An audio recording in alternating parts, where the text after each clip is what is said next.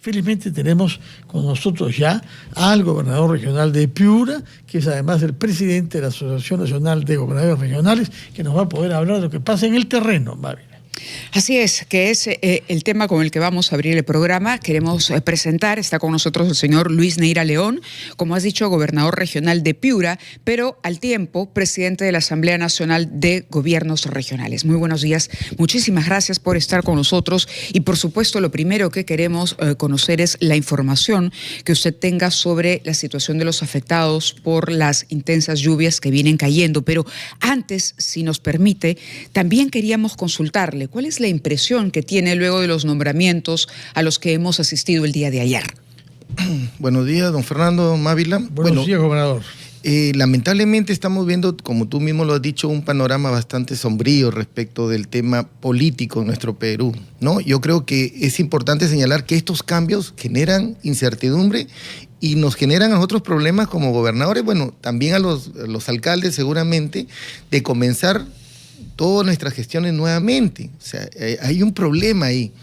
Eso no se ve, pero nosotros lo sentimos como autoridades. Comenzar nuevamente nuestras gestiones y todo eso es catastrófico. Mucha gente no se da cuenta en el Perú y dice, bueno, la economía sigue creciendo. Sí, pero si no hubiesen estos problemas, ¿cuánto creceríamos? De repente cerraríamos las brechas mucho más rápido. Eso es lo que dejamos de ver. Entonces ya dejemos de lado todos los problemas, todas estas ambiciones personales que se tienen en el tema de partidos políticos en el Congreso y deberían sentarse y pensar en un proyecto país. Eso es lo que pedimos, ¿no? Ayer era mucho más delicado y por eso se exigía celeridad al gobierno y al presidente Balcázar para el nombramiento del gabinete por lo que está ocurriendo. El propio Balcázar atendía una entrevista de un medio regional en Arequipa y se enteraba en ese momento. Porque claro, no hay equipo, no llegaba la información, aparentemente el señor tampoco tenía conocimiento de lo que estaba ocurriendo, estaba abocado a ver cómo componía el gabinete.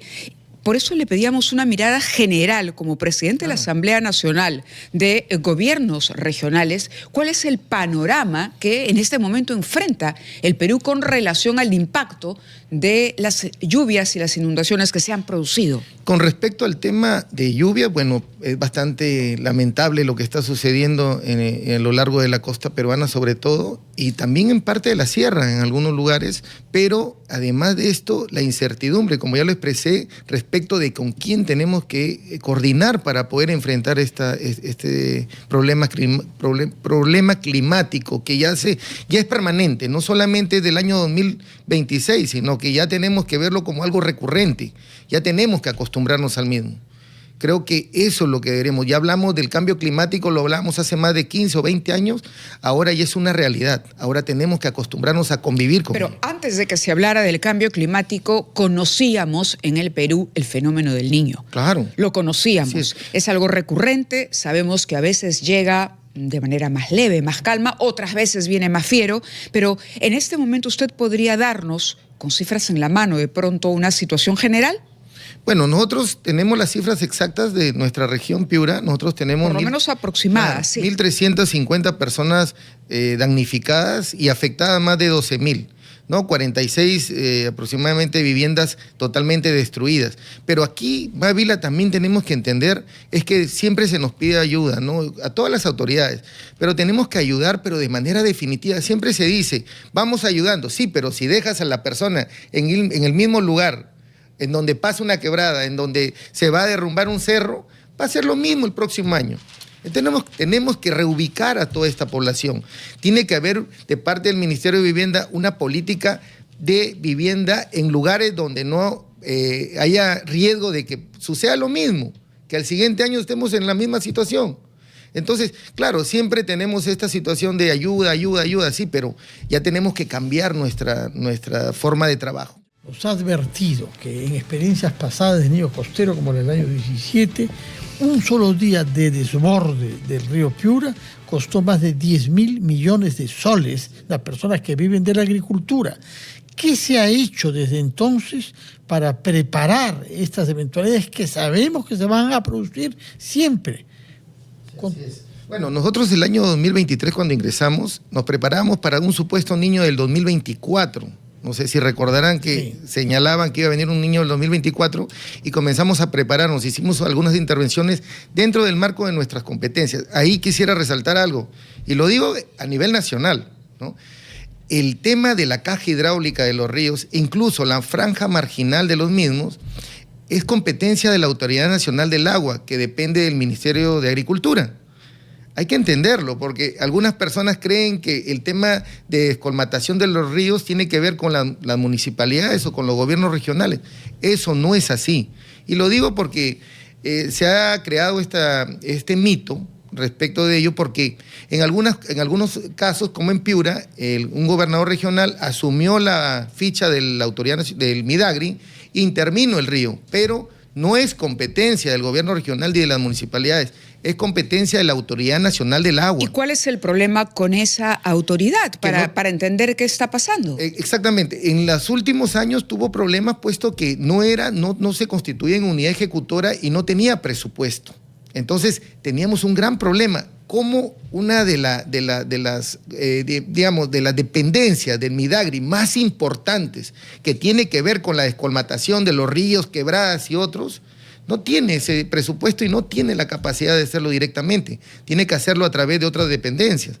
Entonces, eso es lo que tenemos que cambiar. Pero eso es un desorden de la administración, de la organización del Estado. Es lamentable, pero así eso es lo que tenemos. Y todos los años nos quejamos de lo mismo y lo mismo y lo mismo y nunca se soluciona, ¿no? Entonces, por eso es que dejo constancia.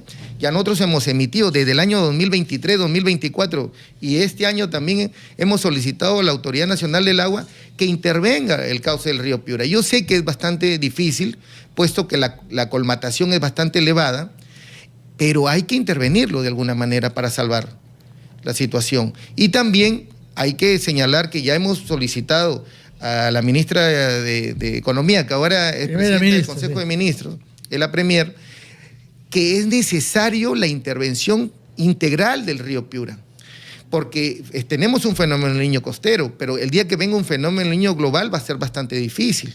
Entonces necesitamos, ya la Autoridad Nacional de Infraestructura ha comenzado a hacer el perfil desde el año 2025 y supuestamente ANIN lo entregan el año 2026 en junio. Necesitamos esa intervención, no es una cuestión antojadiza. Ellos dicen, no, vamos a gastar 10.000 millones. Sí, pero en cada salido del río Piura se gasta esa cantidad. Usted dijo antes que claro, que se pierde esa cantidad. Que se repite además el mismo problema en la prevención. Es decir, no hay prevención, la gente insiste en regresar a un lugar donde realmente no debería vivir o no debería instalarse para cualquier cosa, no digo solo vivienda, sino negocio también.